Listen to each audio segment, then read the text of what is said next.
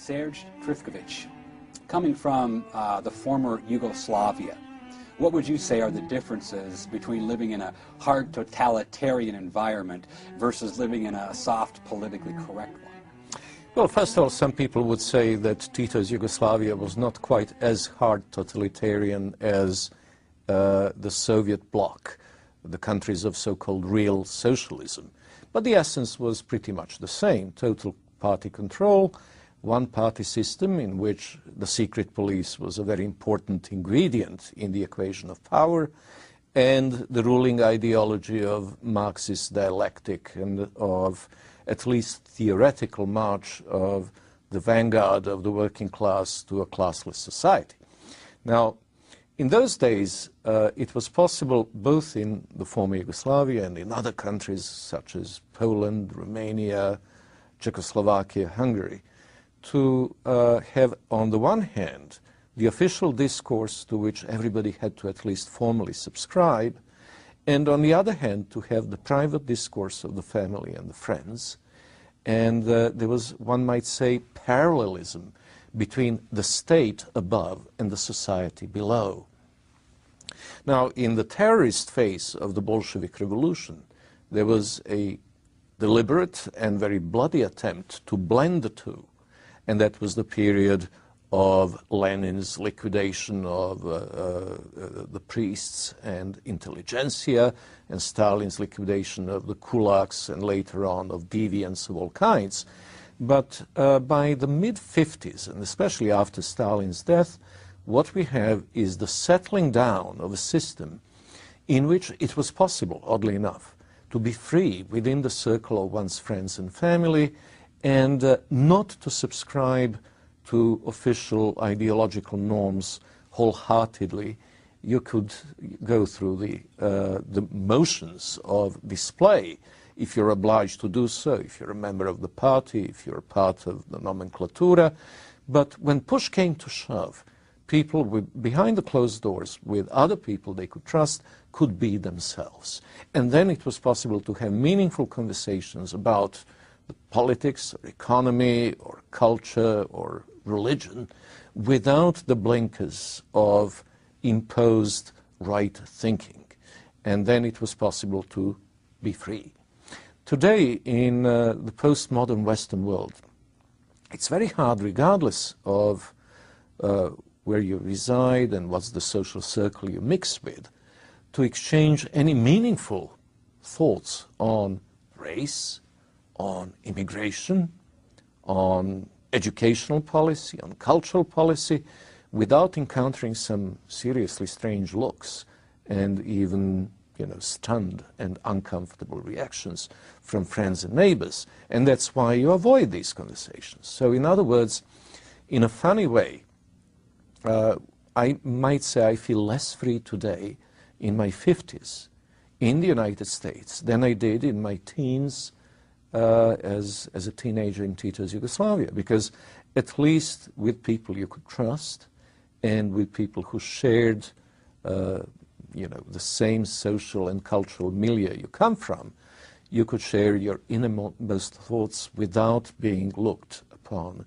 as an eccentric and a deviant. Of course, if the secret policeman heard you, he will look upon you as a dissident, and then it's a totally different kettle of fish. You might have some difficulties, you may be expelled from school, you may even have your telephone tapped or your passport withdrawn or whatever.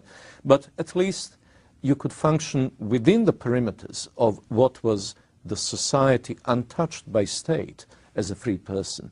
And that's, by the way, a phenomenon that many other East Europeans I know have mentioned, that in a funny way they felt freer at a time when they were being harassed by the secret police, when they were subjected to all kinds of unpleasantness by the state, because at least as individuals of integrity, they could be true to themselves, and the society recognized them as such.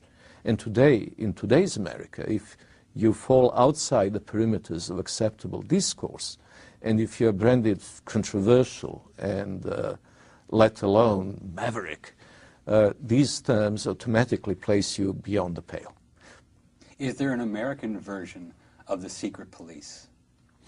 It functions in an informal and unofficial way. At the top of the scale, it is manifested in the firing of Juan Williams from NPR. At the lower end of the scale, it is non-tenure for those associate professors who do not toe the line, non-renewals of contracts in media outlets.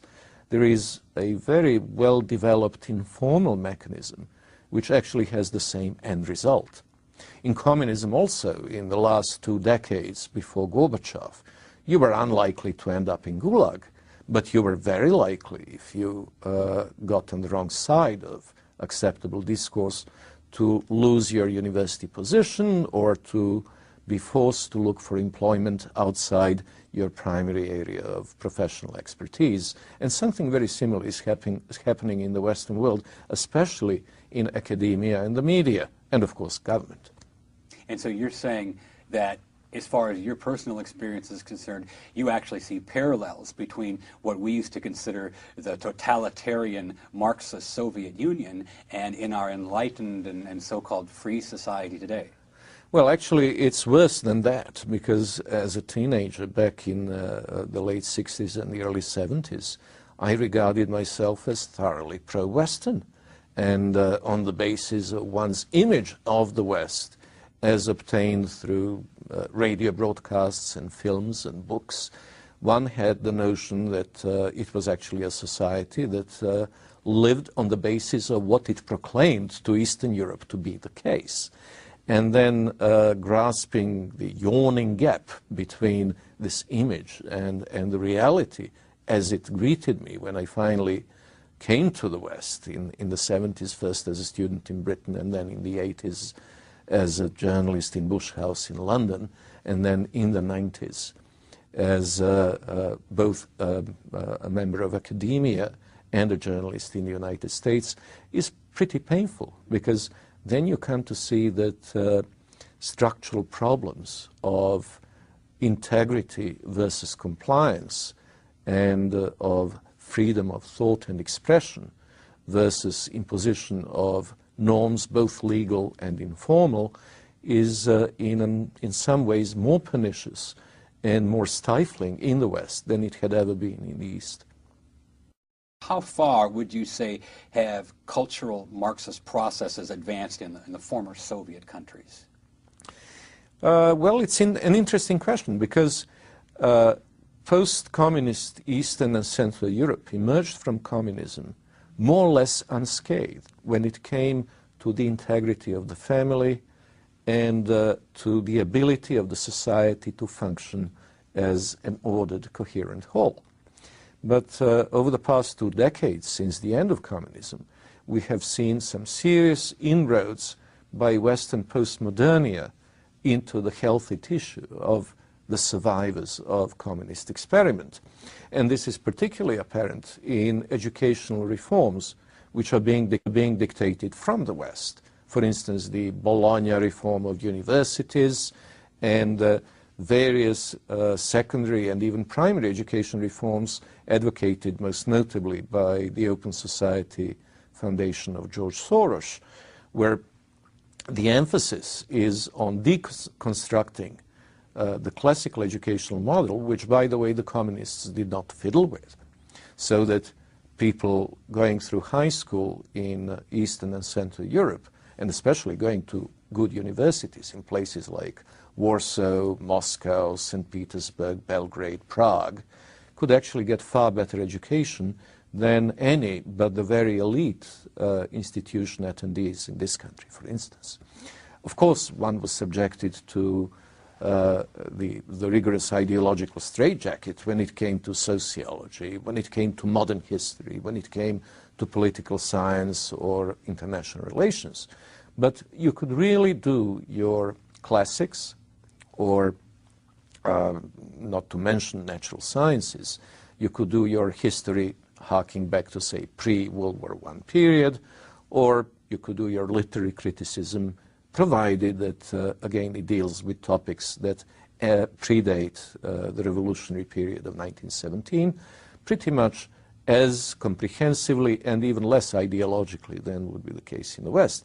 However, what has happened over the past 20 years is that these notions of reforms in the direction of getting rid of the baggage of old patriarchal, hierarchical structure of education, which placed a premium on what one might call elitist or elite educational content, has gone very far towards, in fact, demolishing the quality education that had been inherited from previous generations, and that the dumbing down of Eastern Europe is actually in full swing, which is regrettable, because I know from the example of my youngest daughter, who is in high school, that compared to what she's doing today in the United States, my own third grade in high school back in Belgrade in 1972 was, in fact, much more comprehensive, much better quality, and equipped me far, far better for an academic curriculum later on in life, both in Serbia and in the United Kingdom. And when I look at other East Europeans around the world, whether it's the Russians in Israel or in New York, or Serbian doctors in Toronto, or architects and electronics engineers in California, or the Poles in Ireland or London, you will see that there is a surprising ability to get on in life, to advance both professionally and personally, and it was all due to the fact that classical education models were pretty well preserved under communism. The second area that is under serious assault is family. Over the past 20 years, these cultural Marxist experiments based on the mantra of race, gender, and ethnicity have been promoted all over Eastern Europe in terms of anti-racist campaigns. The designated victim group were the Gypsies or Roma. And because you need to have this mantra repeated ad nauseum in each and every society, the Gypsies became the designated blacks, the victims of centuries of discrimination and the underprivileged. And the gender roles, of course, were explored extensively in the context of allegedly rigid patriarchal societies that were oppressing women. And as far as sexuality is concerned, well, the discovery of the gay oppression in Eastern Europe in the 1990s, most notably by the Open Society Institute of George Soros, has now resulted in idiosyncrasies such as the first gay pride parade in Belgrade in the second week of October of 2010, which, by the way, was attended by the U.S. Ambassador Mary Warlock, by her European Union equivalent, and praised 2 days later by Hillary Clinton on her arrival in Belgrade on a state visit. So, ridiculously enough, these cultural Marxist obsessions based on race, gender, and sexuality are in fact presented by the political class of the Western world as the way to go, as the ticket to modernity, the ticket to integration into the EU, into the Western postmodernia. And this is something that the elite classes of Eastern Europe are beginning to embrace. The people, by and large, are still resistant to it, but the elites are already bought. Do you see a similarity between American current situation? Well, the similarity is in that in both cases it is a process imposed from above. But in the United States, it has been going on for longer, and I'm afraid it has penetrated deeper. At the moment in Eastern Europe, it is still limited to a somewhat narrow circle of the decision-making elite in academia, in the media, and in government policy. In the United States, it has penetrated 1 or 2 notches below, and there is still the pickup truck driving, hard-working nation out there, grumbling and grinning and bearing it. But the circle of people who have internalized these idiocies as a normal part of their world outlook is, I would say, much wider.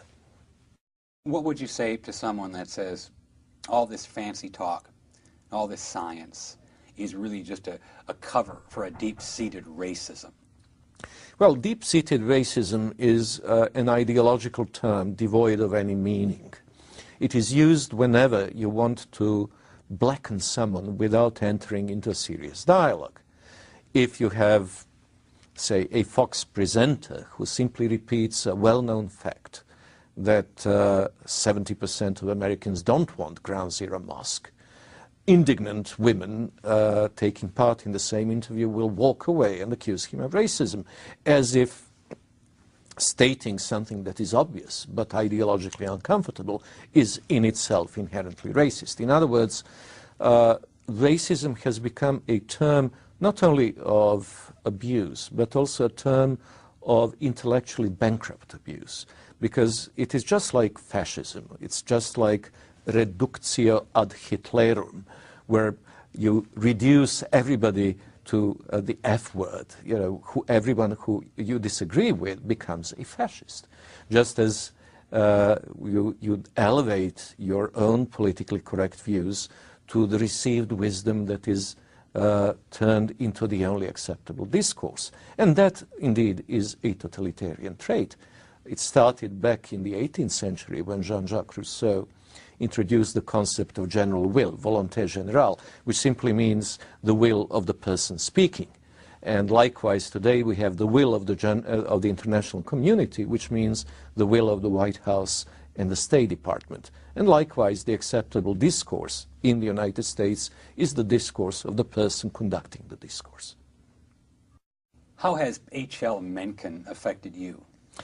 By opening my eyes to the fact that many of the idiocies and many of the stupidities we see around us are not a recent phenomenon, that the potential for them had been there for a long time, and in particular back in the 1920s and 30s, that some of the already pretty mature forms of its then contemporary manifestations were in evidence, but I still think he would be horrified if he could see what they have morphed into half a century later.